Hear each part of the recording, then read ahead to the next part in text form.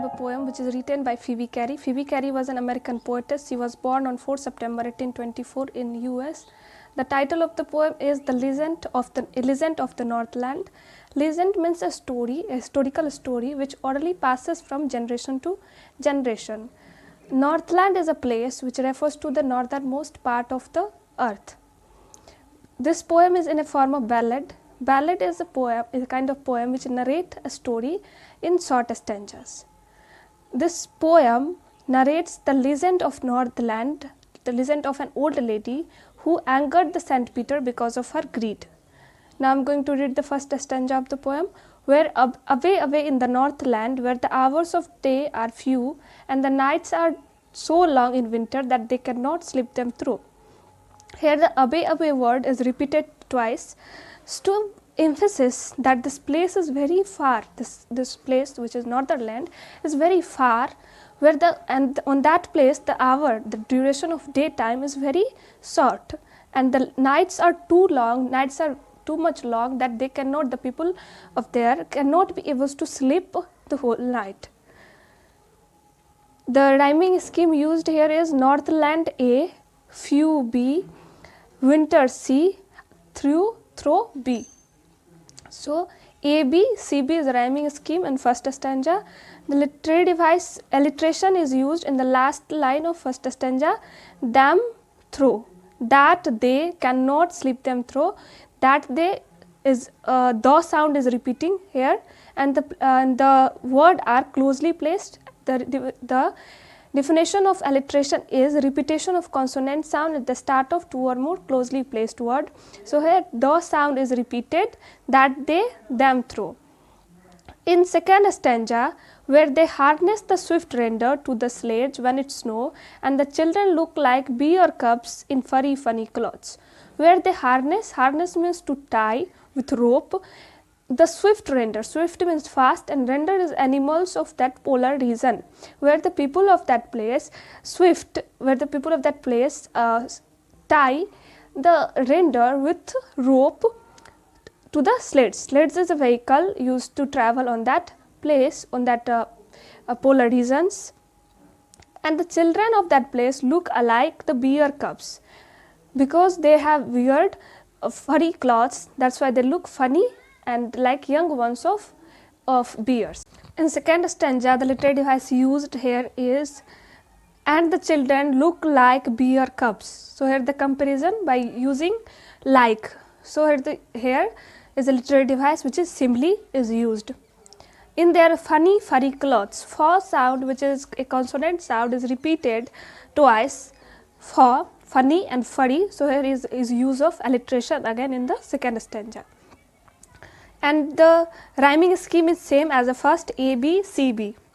In third stanza, they tell them a curious story. I don't believe it's true, and yet you may learn a lesson if I tell the tale to you.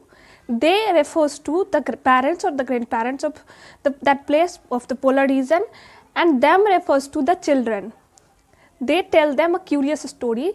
The grandparents or the parents of that place tell to their children that interesting story, and the poet is here conveying that I don't believe it's true. I don't believe that it can be true or not also, and yet but except of that you will definitely learn a moral lesson from this if I tell this tale to you. In this in the third stanza, tell the tale. Here the to sound is again repeating. Again here we can see the use of alliteration is literary device. In fourth stanza, once when the good St. Peter lived in the world below and walked about it, preaching as just he did, you know. Once here this starting of a story when the good St. Peter, who is St. Peter? St. Peter is an apostle of Jesus Christ, APOSTLE, pronounced as apostle.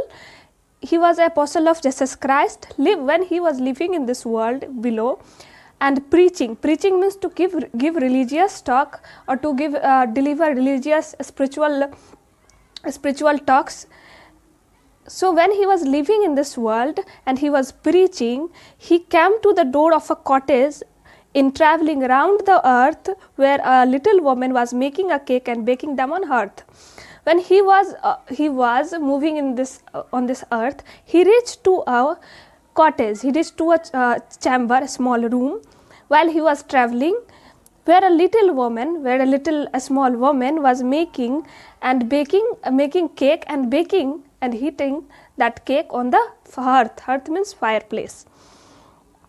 And being faint and fasting for the day was almost done, he asked her from her store of cake to give him a single one.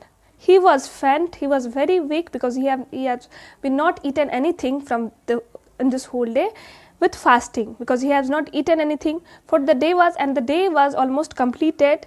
He asked her, he insisted to the woman to give a single piece of cake from her store, from the store of cake. But she made a very little cake, but as it baking lay, she looked at it and thought it seems too large to give away. The cake was already prepared, already kept on the shelf, but she started baking another cake. But when she has prepared that cake, she looked at it. It appears to her that it is too large to give away. It is very large that she cannot be able to give someone else. Therefore, she needed another and still a smaller one, but it looked, when she turned it over, as large as the first had done. Again she is kneading. Again she kneaded means to make a dough from flour. Again she kneaded flour to make a cake, but again same thing happens. Still a smaller one, she take the piece of cake, but when she turned, it appears like it is same as the another one.